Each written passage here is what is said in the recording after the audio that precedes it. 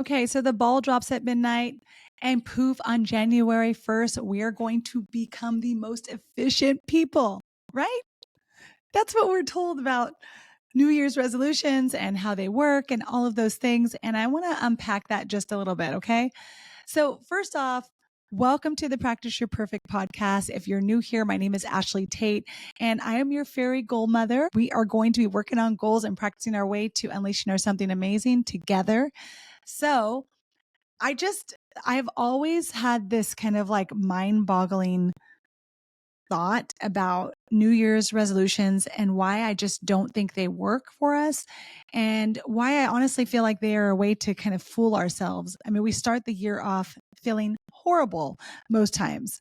So let me unpack a little bit of this. But first, I want to go back to what I was saying. Like, we always think like, okay, we're going to do all these things. We're going to become so efficient. We're going to change so many habits, and we're going to be able to do all the things we weren't able to do last year.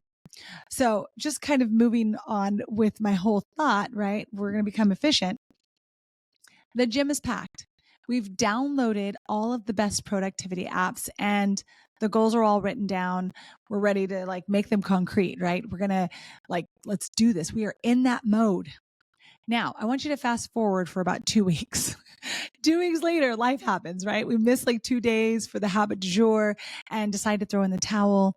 And we feel like it's just over, right? Like self-doubt creeps in. There's a lot of things like we're thinking like, why did I think I could turn into this fitness model?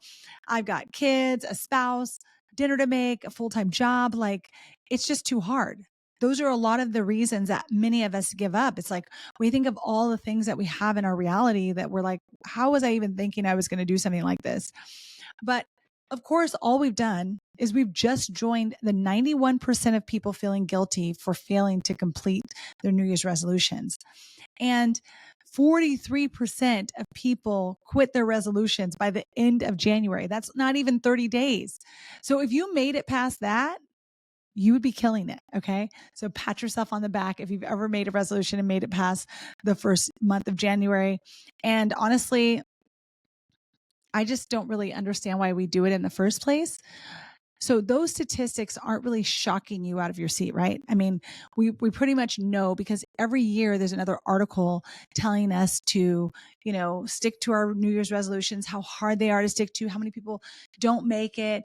It's like a big feat if you actually do, continue to finish your resolutions. But yet each year we do it again and again and again. So each time we do this and we start off the year feeling like a failure by setting more resolutions, like I feel like there's a better way to move forward. And I'm going to share that with you today in today's podcast. Um, this is like the definition of insanity to me when I think about how we continue to keep doing the same things over and over and over and getting the same result. All of us as a collective, you're not alone though, because Ohio State University found that 23% of people quit their resolution by the end of the first week. That's all I want to say. Okay. So how do we stop drinking the Kool-Aid? That's really like the question that I wanted to answer here. And it comes down to really like the fresh start effect. And it's a real thing. The start of the year is not special, but it is a well-known reset period for everyone. And during that time, we all take a little bit of time to evaluate the prior year, set new goals, choose a word, the deal, like all the things. So here we are essentially on someone else's timeline, attempting to enjoy the holidays, relax, and at the same time, stay focused enough to set new goals and like truly evaluate what happened last year and decide how we want to become a better human. So it's a lot to ask, and in order to change it, we have to approach New Year's with a completely different mindset. And that mindset that I am proposing is a feedback mindset. And what that allows you to do is create that fresh start effect at any time if, and this is the big part, if you're intentional about it. Okay. Now, the start of the new year, the start of the month, the semester, the season, or the start of your next 6 weeks, those could all be like fresh start effects for you, and you can be intentional about them, and it can be on your own time. Now, over 4 years ago, I learned how important it is to really distinguish between practicing a new habit and making a resolution for yourself. And really one thought kept running through my mind when it came to resolutions, which was doctors practice medicine, right? Lawyers practice law, and then athletes practice their craft, whatever that is. Same for artists. Like we don't expect them to just like come out of the womb and then be able to be so resolute in creating a new habit without allowing themselves the time to practice and become that. Because being a doctor, being a lawyer, being an athlete, it's continuous practice and it's continuous iterations to that practice in order to achieve, the highest level of whatever it is that you're doing. And so it's not something that, you're going to just learn how to do. So 4 years ago, what I learned was that practice and resolution are two different things. And I really wanted to understand the definition between the two and kind of the differences. So what I learned was that resolutions mean to make a promise to yourself. Now, I don't really feel like it's healthy to be someone who will decide to do something at all costs or someone who will, make a promise to themselves and then not keep it. They both don't feel great, right? Like if you need to change around something and you can't keep a promise to yourself, which is what a resolution is, it makes you feel horrible. Practicing though, it just means literally to put it into practice as a noun or to practice the habit, whatever that is, as a verb, like to continuously do it.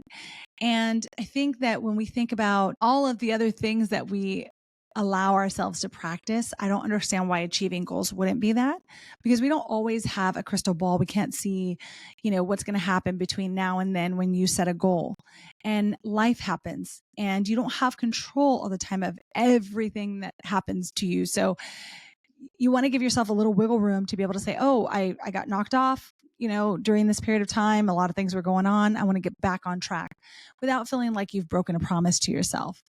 So if you can just focus on practicing consistently, and that's why I love the Practice Your Perfect 6, because every 6 weeks there are breaks to assess your progress and to get you back on track.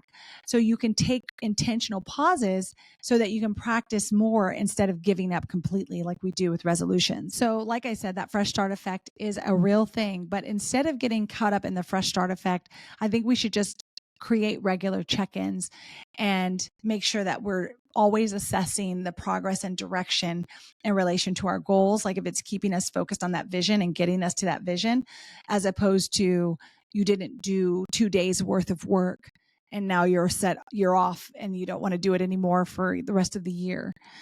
So this is to me where we find success, right? Setting lofty goals and making these huge goals is truly aspirational and inspiring. And yes, some would argue this is the point of setting goals in the first place. But just like doctors and lawyers and athletes and countless other professions, artists, we need to put our goals into practice. Okay. So goals are just simply kind of theories with a completion time attached. That's how I see goals, right? It's something that, you have to do an initial goal so that you can then put that theory into practice and see what's working and then remain open to feedback and subsequently allowing yourself to iterate as you continue to practice whatever that goal or theory is. So there's a saying that I don't really know who to attribute it to, but in theory, things can only get better, and in practice, they may well get worse. And what that means is when we have a plan to do something, it might sound amazing. The theory looks great. And I'll give you an example. The theory was when I used to go to the gym, and my plan was to go to the gym after dropping off my kids, but often, they were younger and they would forget something really important that they needed, like whatever it is, a lunch, a paper, whatever. So in practice, I spent most of my morning driving back home to get whatever it was and then taking it back to the school, and really wasting that period of time where I could have been at the gym. So it required an iteration. And that's when I learned that really, like, this is why having the tonal, like a workout gym at home, was so helpful. So I really feel like creating that feedback loop and that feedback mindset is really important. Like, start to look at why you're not achieving the goal, as opposed to like you just didn't achieve the goal and now it's just not going to work out for you. And when you create that feedback mindset, that's something that allows you to always be practicing. So this is a great way to use the Practice Your Perfect 6 workbook. And I want you to keep these 4 steps in mind when you do create using this workbook. First off, you're going to create a theory for what could work. What do you think, with the information that you have right now, what could work? Then I want you to put it into practice for 6 weeks and try it. And the next thing is to create space for iteration and feedback so that you can understand maybe what's going wrong, what's not working, what could be better, and then make an iteration on it, make a change, make a little tweak here and there, pivot, do something different, but don't stop practicing the goal. So focus on practicing rather than resolutions. And remember, you don't have to reserve setting intentions and creating new goals for January 1st. In fact, I'm a little behind on this reset. So I'm going into my first week of my 6 weeks, but I'll be doing that next week. Haven't decided a time yet, but if I decide to do it live, I will make sure I put the time out for you guys if you want to join. I think it would be fun to kind of show you how I set up a continuous year, how I create intentional pauses and use micro commitments also, so that I can really crush my goals all year long. Like, it just keeps you focused and steady so that you can continue practicing whatever goals you set for yourself instead of feeling like a failure each year. So we're not going to feel like failures. We are fierce visionaries. We're going to create goals. We're going to get those things done. And you guys are going to get out there and unleash your something amazing. And I will see you next week. Bye, guys.